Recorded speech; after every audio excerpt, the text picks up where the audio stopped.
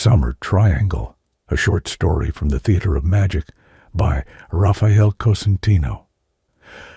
Our house was held together by decades of plaster patchwork and Rennell paint underneath years of cigarette smoke. It was a less than modest dwelling, but that's what Mom could afford. Even though our home felt like the lowest place on earth, I'd always lifted my eyes to the stars, but staying optimistic was tough. Within these walls, there was no statute of limitations on shattered dreams, and you could hear the cries of broken lives groaning with the clogged pipes and growling air ducts. The carpet was an inky shade of defeat that absorbed hope like a black hole. Even with the windows open and the sunshine flooding in, the sensation of being trapped was inescapable. Mom and I had lived there for almost 3 years. I have no future in this town. That was Mom's mantra. You're on the road to nowhere, she reminded me daily. You get too attached, she'd scold. Hearing this nonstop irritated me, and I'd find excuses to leave. The thing is, I didn't have anywhere important to be. It was the summer, so I drove to the dunes, where I knew my only friend would be. It was Friday and 103 degrees. We stacked railroad ties in a square. The stack was 6 feet high when we ran out of wood. Carlos uncaped a gas can and doused the pile. The rising fumes blurred the views of the Franklin Mountains in the background. It was like seeing a mirage in the desert, and that's precisely where we were. It's just going to evaporate, I tell him, but he doesn't listen. He keeps pouring, and the dingbat has a lit ciggy dangling from his mouth. The kid was as dumb as a bag of hammers. I kept quiet, though, half hoping the pile would ignite, to watch him run around the dune on fire. I saw the tip of his cigarette blowing in the wind and felt a smile creeping up my jaw. The anticipation was splendid, but he finished pouring without ignition. In their generosity, the gods had allowed El Stupido to live another day. I crack open a Dr. Pepper and sit under the only tree in sight. The dunes are squarely in the middle of nowhere, about 200 yards from the Texas, New Mexico, and Mexico border. It's beautiful, really. The wind forms ripples in the sand, and it's quiet. Nobody bothers us. We make fires, drink beer, and listen to music. There's a hill on one side called the Run, where you can watch jeeps try to reach the top. The Border Patrol leaves us alone. They're too busy rolling out the welcome wagon for illegals. So I'm watching Carlos's gasoline evaporate when a Wagoneer pulls up. It parks, and these 2 girls hop out. The first was a stocky brunette wearing acid-wash jeans and a pink bikini top. I've seen her around. Her face was round, and her neck was too thick for her head. It looked like she was having a bad medical reaction. But it was Big Neck's friend that piqued my interest. This girl's hair was Goldilocks blonde, not too long, and it bounced as she moved. It was pushed up, maybe tied in the back, and a bunch fell on her shoulders, sun-kissed like her stomach. I could see a pink sunburn under her eyes and on her cute little nose, leading down to a pair of delicious pink lips. Her neck was thin but firm, and her collarbones were these magnificent sundials showing off symmetry and youth. 2 little white lines ran across either shoulder where straps had been, maybe yesterday or the day before. As I moved down, I took in her ample breasts, which didn't need any help from a little tube top, just barely hanging on. She walked closer in these tiny jean shorts, and everything bounced just right.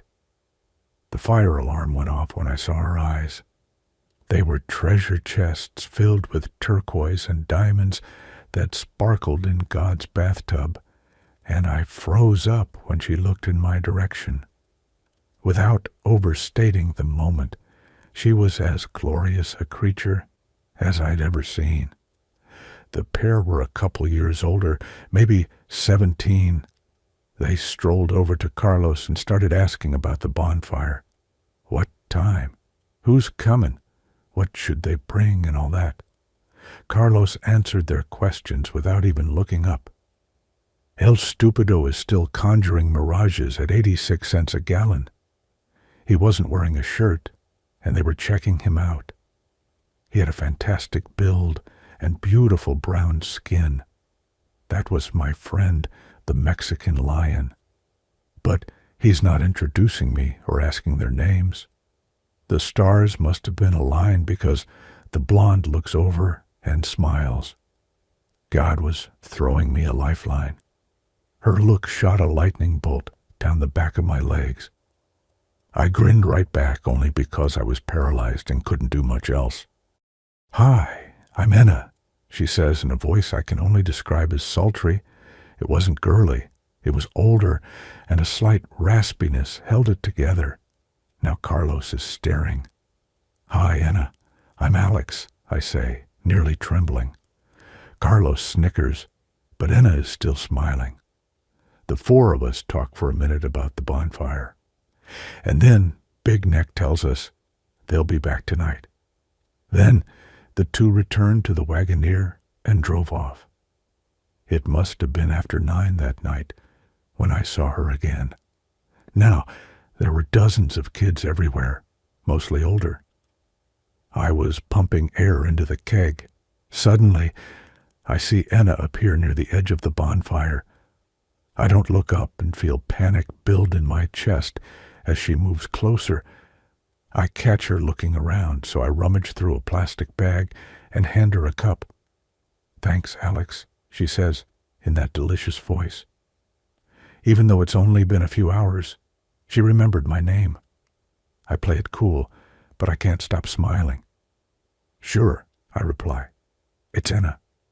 "Am I saying that right?" I ask. She nods enthusiastically, which quickly devolves into awkward silence. So I was standing there blowing it when she asked where I went to school. A siren immediately roars because that question leads to your class, then your age. I was filling her cup and had to think fast. "Oh, I dropped out of high school to pursue a career in keg management," I say. I do a little action pose with the keg pump, and she giggles as I hand over the beer.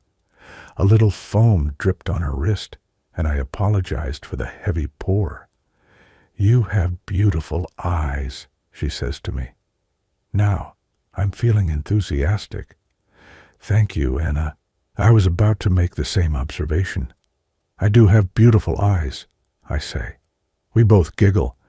"No, but seriously, you have stunning eyes," I say. She laughs and then bats her eyelashes playfully. "Tell me more about my eyes," she whimpers, like that mama bear in Bugs Bunny. I started laughing. She was laughing. We were laughing. This was great. "I've not seen you around," I say.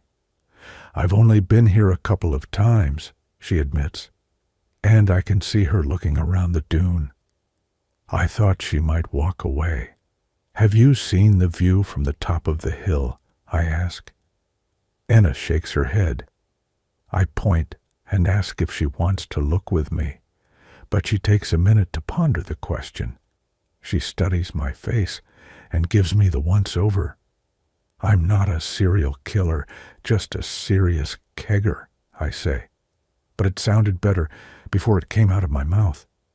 The stars must have been aligned because she started giggling and smiling, which shot me right into orbit.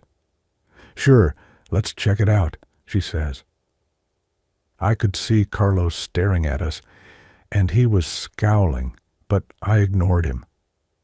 As we walked up the hill, Enna told me it was her first summer here, and she didn't know many people. She tells me about her parents, and that they moved her for her dad's job. We're almost up the hill, but we stop and look back.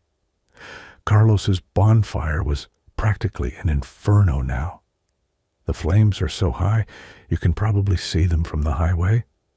The whole dune was glowing orange, and the music from all the cars garbled together.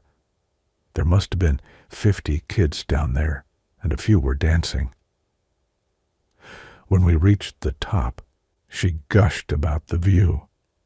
She beamed momentarily, sat down, sat back in the sand, placed her arms by her side, and then peered into the sky as if she could make sense of it all.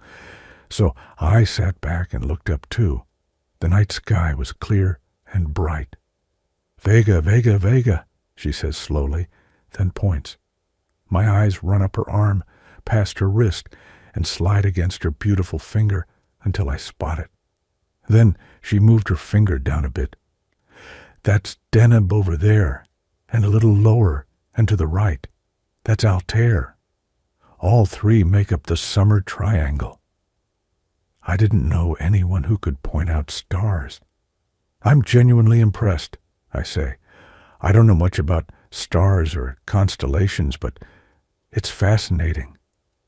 I keep looking up, and an awkward silence starts creeping in. "It's not a constellation," she says, turning her perfect face to mine. I've never been so overjoyed to be corrected. "It's an asterism," she mouths, with elevated pronunciation. Then she stares at me with those giant green marbles. "Say it," she demands playfully, and pokes me in the stomach. "Asterism," I repeat, like a hypnotized zombie. "Very good," she giggles, feeling in command. "The summer triangle is made of 3 bright stars from 3 different constellations." She uses her hands as she speaks, and I notice the back of her arms are whiter than the sun-kissed tops. "I'll bet you regret dropping out of high school now," she says, as I'm ogling her ears and a heart-shaped earring that reflects the moonlight. "I haven't really dropped out," I admit. Typing class, wood shop, getting stoned in the parking lot. None of it feels like the future. She cocks her head to one side like she's seeing me for the first time. "You're too good for school, then?" she asks. "Not at all. If only they taught cosmetology," I say, while gliding my hand across the sky.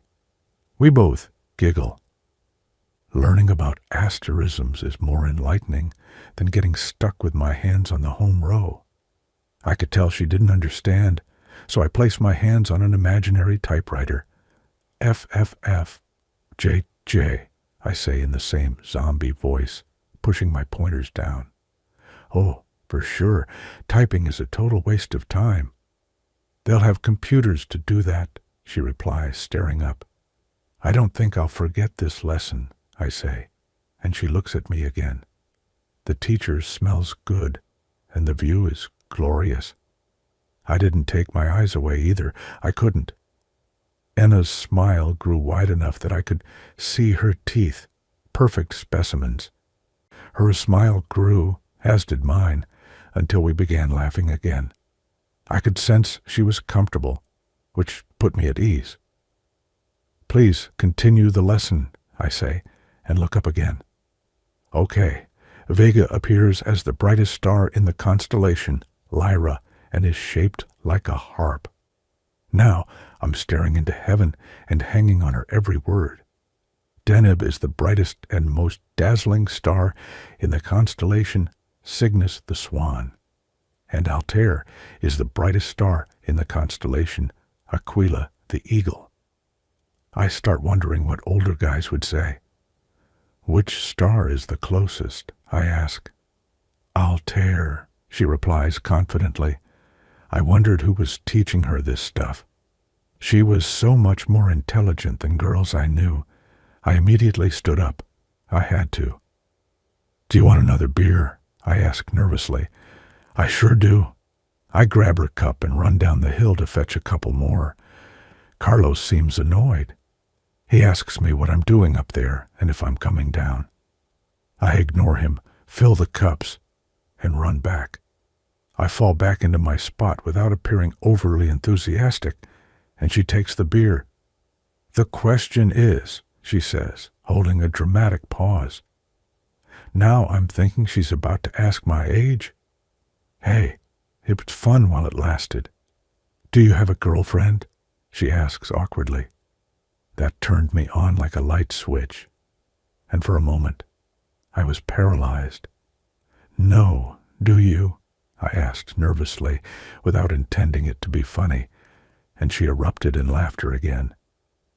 We settled into a rhythm and talked about stars, parents, music, and love. We shut out everything else, and the rest of the world ceased to exist. It was just Anna and me underneath the summer triangle. Toward the night's end, Anna turned and faced me head on. I remember moving a little closer, but stopping short. She leaned in and closed the distance until our mouths touched. We kissed. It was just a medium peck, then another, until her lips parted, and she pushed her tongue inside my mouth. She tasted like watermelon, bubble gum, and beer. Her lips were soft. I smelled her suntan lotion. It was a sweet pineapple and coconut scent that was electrifying. Our hands touched lightly, and I moved my fingers over her wrists and arms. She made this little whimpering noise. I felt the back of her head and kissed her neck, but I was slow and kept my distance, if you know what I mean. The stars must have been aligned because she rolled closer and got on top of me. Now she was straddling me, and I was looking at Anna's angelic face. She was staring down at me and surrounded by stars. Her legs fell to my sides, and she pushed her crotch into mine. Her hair was hanging down on one side, and her breathing was heavy. She felt incredible, but I was a little out of my element.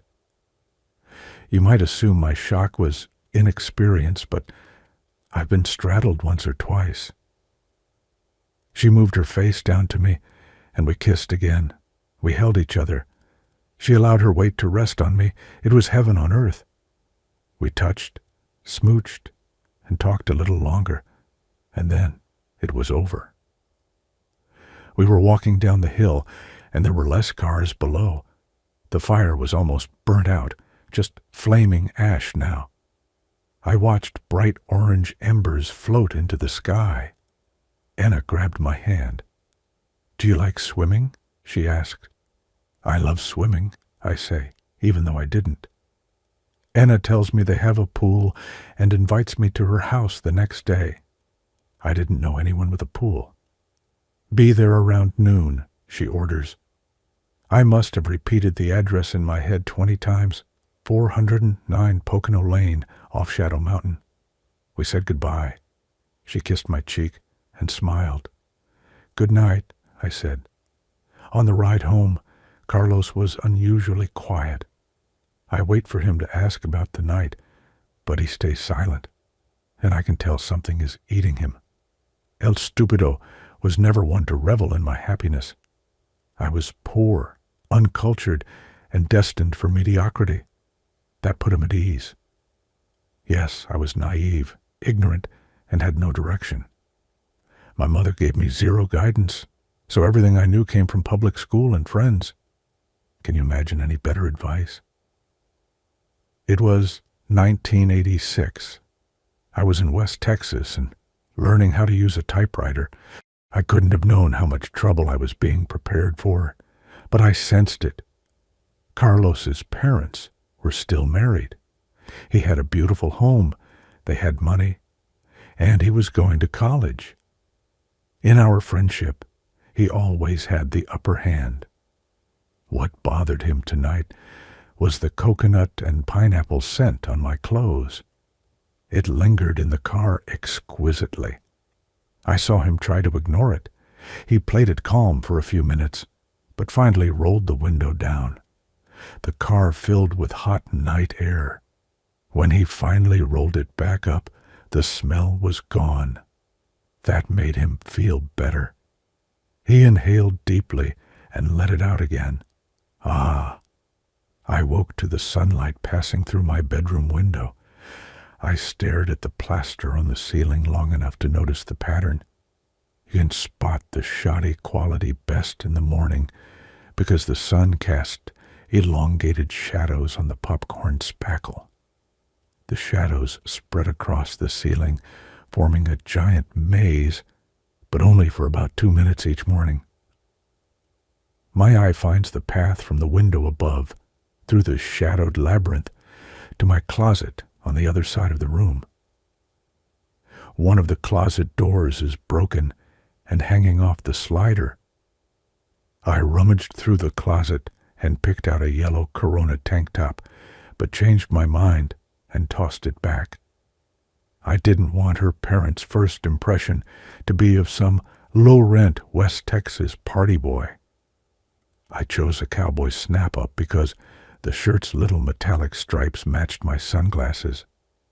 My mother yelled something from her recliner about me stealing her Winstons, but I took the car keys and left. On the drive to Ennis, I felt insecurity bouncing around. I'd spent so many waking moments feeling insecure that I'd grown accustomed to living that way. What made me most nervous was the idea that her parents might ask about my plans for the future. Parents always wanted to talk about that. They said stuff like, "The 90s are just around the corner. Computers will run everything." But I had a built-in response for interrogations of this sort, and it worked like a charm. I'd seen a documentary about a man whose company built ships in Norfolk, Virginia. He had dozens of employees and was well respected. I adopted that cover story for situations like today. I'd tell them about my dad's shipbuilding business in Norfolk. Of course it was a lie, but they usually stopped asking questions after hearing about it. I found Enna's house, parked in front, knocked, and straightened my shirt and hair. The door opened, but it was just Enna wearing a blue bikini. I don't see her parents. I can't help but take inventory of her perfectly tan body. Now, her hair was down. There was this mischievous look on her face. "Hi," I say, staring into those giant green marbles. She pulls me into the house, kissing my cheek on the way in. We're walking through the house, and she's barefoot. I pick up the scent of her suntan lotion again. It was mixed up with perfume now, powerful, like a chemical. She hasn't said anything yet. We passed through the kitchen to a sliding glass door and ended up in a beautiful backyard. On the left, a glorious swimming pool stretched like a miniature ocean, and the water was glass. The surface was bright blue and reflected the sky. I ever so innocently walked over to take a closer look. And would you believe me if I told you? Enna pushed me right in. Like a nervous hiccup, I laughed hysterically on the way down and kept laughing under the water. I took off my sopping shirt and tossed it on the edge. Enna jumped in after me, and within a minute, she held my hand underwater and pulled me closer. I could hardly believe it. She still hasn't spoken, but she's glowing now. The way she moved on me, I struggled to get my bearings. "My parents are in Vegas for the weekend," she said reassuringly, and that set off the fire alarm. We kissed, and she pulled me against her. Her mouth was delicious. "I was thinking about you all night," she admitted. I'm dealing with wave after wave of shock, self-awareness, and euphoria, but I keep it together. We move through the water in each other's arms, mouths locked, touching, exploring. After a few minutes, she said, "I want to show you something," then walked to the ladder and climbed out. She probably has one of those lamps that shine stars on the ceiling, so I follow her. We move through the house, wet and dripping over the living room carpet. It smelled like a stranger's house. Not bad, just different. The walls are covered in a Western-style wallpaper that repeats over and over. I see cowboy hats, lassos, cactus, and boots. There were these little purple and yellow flowers, too. She grabs my hand and stares at me like she's reading my mind. As we climbed the steps, I noticed her curves. I couldn't help but stare at that blue bikini bottom and imagine what might be underneath. She swayed back and forth up the steps, and something occurred to me. We were all alone. She parked me in the upstairs hallway and told me to wait. I stood there, staring at those purple and yellow flowers on the wall. After a moment, she spoke from inside the room. "Okay, come in," she said. I twisted the knob, stepped in, and couldn't believe my eyes. Anna was lying on a bed completely naked, except for a book she held in both hands, which covered her face, but nothing else. The blue bikini sat balled up in the corner. Her room smelled like her perfume. It was sweet and light, like an island. "Take off your trunks," she said from behind the book. My heart was going now. The situation was absurd. I could either run or do as I was instructed. I calmed myself and began pulling down my trunks. They were wet, so I loosened the string, and they came down okay. Just breathe. "Come here," Anna whispered. Cautiously, I inched closer, checking for loose floorboards, and was careful not to say anything stupid. She was lying there, so I let my eyes wander, and it was breathtaking. I knew what the parts looked like, but I'd never seen them laid out so entirely. I was no doctor, but her breasts appeared fully developed. Her skin was tan and smooth, even in the places the bikini had covered, just lighter. I moved beside her, but still she hid her face behind that book. She wouldn't have to admit what was happening if we didn't make eye contact. It was strange and perverted, but perhaps it was for the best, for both our sake. I don't remember the book's title, but without any warning, she took me into her hand. You know, down there. I froze up, but she was slow and gentle. Anna knew things I didn't, and I was embarrassed about that. I wanted to look away, but I stared at what her hand was doing. Terrified, but enthusiastic, I stood my ground and let her explore. Then she took my hand. "Lay on top of me," she ordered, still holding the book with her free hand. I did what she asked. She spread her legs and guided me on top. I could smell her skin mixed with chlorine and sunshine. Her body was soft and warm. We kissed for a while, and then she motioned, so I pushed up from the bed so she could put me inside. She teased for a little. Her breathing was heavy, almost labored. Then she did it and pulled me closer. "Pump like this," she whispered in my ear. After a few moments, I was matching her rhythm. "That's nice," she said, exhaling the air from her lungs. Anna pulled and touched me. I held and touched her. She was strong and in total control. I saw the little blonde hair on her perfectly tanned skin. I could smell us and hoped Anna was enjoying it. Peering into those giant green marbles, I could see she was. I focused on her breathing. She made more of those little whimpering noises. The room became still. Everything got slower. I heard the bed creaking, and we matched each other's motions until we'd found what we were looking for. My mind was at peace on the drive home. After taking an inventory of my relatively short life, being with Anna had to be the best moment yet. I was drenched in her pineapple and coconut smell and imagined our lives together. I wondered what I'd be willing to do what I'd have to do to make her happy. I fell in love with her on the drive home. I really did. I had barely entered the front door, and Mom began criticizing me as usual. I didn't have a future here. I'd be better off with my father in Seattle. The high schools were better there, and he could help me find a job after graduation. We ate dinner, and Mom reminded me about her church choir performing. I had promised to go. After dinner, I began to ache. I had this urge to hear Enna's voice. I was obsessed, truly a madman. "Do you hear me?" Mom yelled. "Yes, I'm just thinking," I replied. Mom continued washing dishes. "I stopped trying with you, Alex," she continued. Her sermons were endless. "You live in your head.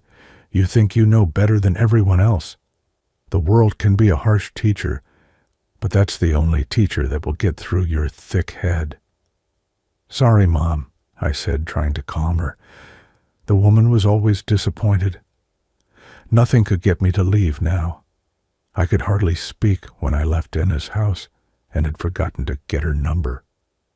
I thought about calling information, but that felt desperate. There were still 2 months of summer left. Of course, she'd be at the dunes again. I'd see her soon. No need to be clingy and scare her away. Those green eyes and her scent, the way she held my hand and stared, and as corny as it sounds, I changed how I slept in bed. A small change can lead to a big one. I refused to look at that popcorn spackle. I switched my position so my head was on the other end. Now I could peer out the window into the night sky.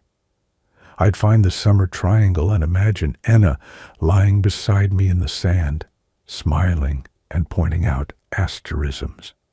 The week was uneventful. I mostly did yard work for Mom and our neighbor, who gave me $20. Finally, it was Friday morning. I pulled into 7-Eleven and spotted Carlos in the parking lot. "Hey man, you going to the dunes tonight?" I asked. "Yeah, but Alex, I'm still pissed you blew me off last time." The idea that I'd blown him off was absurd. We'd spent the entire day together, except for the night. "What? Come on, see.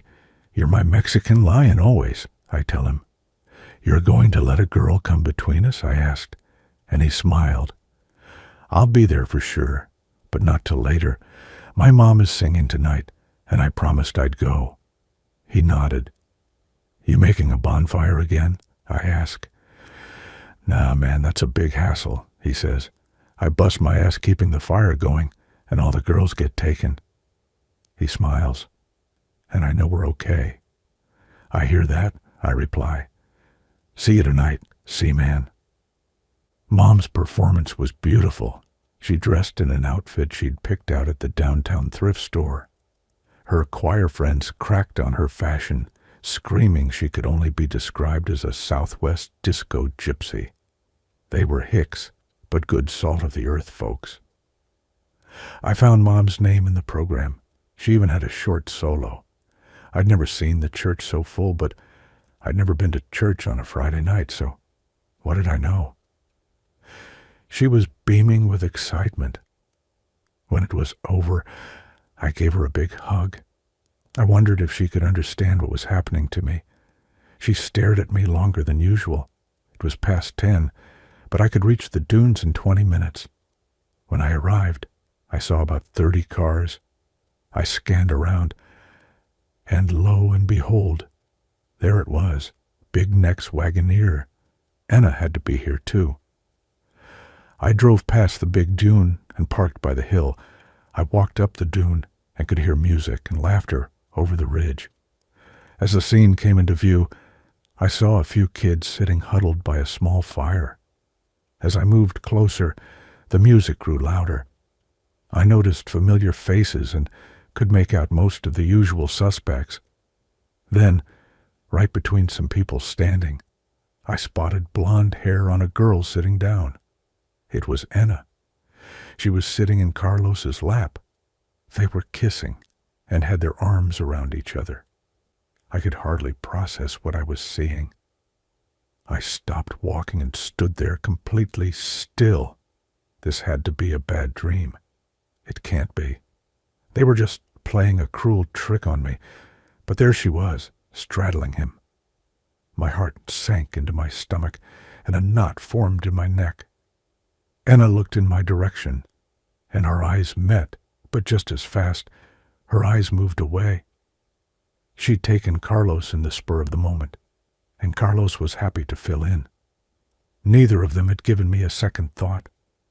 Self-awareness and inferiority filled my broken heart.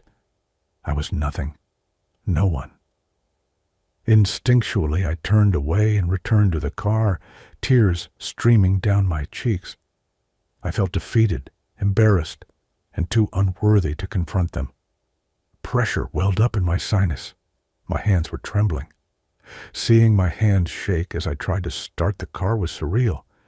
I calmed myself, drove home, went straight to my bedroom, and stared at the popcorn plaster until I passed out from exhaustion. In the morning, I couldn't hold back the anger. I paced the house and then dialed Carlos. His dad answered and said he was sleeping. I began admitting to his dad that I was angry with his son and that the call was important. I told him that his son was a piece of shit. I couldn't believe the words coming out of my mouth. I was twisting the phone cord around my wrists and wondered if I should drive over and wrap it around C's throat. There was some static until I heard his voice. "Hello," he said smugly. His voice was tired. Had Anna slept there, I wondered. "Hello," he spoke again. "Did you screw her?" I demanded. There was just silence. "Did you screw her?" I asked again calmly. Finally he spoke. "What? Man, you're all worked up." I listened intently for clues as to why they would do something so cruel. "I saw you last night, C. You're a real piece of shit." There was more awkward silence. "Alex, she came on to me, bro. You know I love you." My vision throbbed. I was tired of feeling insecure, weary of this dwelling, the rental shag, the popcorn ceiling. I slammed the receiver down, and the little bell inside echoed throughout the house. "What the hell is going on?" my mom screamed from the living room. "Nothing," I shouted back, channeling rage. And in that instant, I realized that nothing was exactly what was going on. Absolutely nothing. I had nothing here. My mother meant well, but I was a sitting duck destined to follow in her footsteps. I could see my life laid out. Low-wage jobs and rentals, layaway plans, and endless staring through the lens of hopelessness at tobacco-stained walls from a life relegated to a barcalounger. I steadied myself, then moved purposely to the living room with an anger-induced clarity I don't remember having before. I had to leave this place. I'd moved to Seattle with my father, although it was my only option, an option I dreaded. I was suddenly quite excited to walk the plank. I had no idea what awaited me there, but I didn't care, and that's exactly how I explained it to Mom. I was slow, focused, and determined. She nodded and was supportive of my sudden change of heart. It was like she was expecting it. That was on Saturday morning. She immediately called my dad and made the travel arrangements. My bus left the next day, which was a Sunday. I remember because it was raining, and it hardly ever rains in the summer.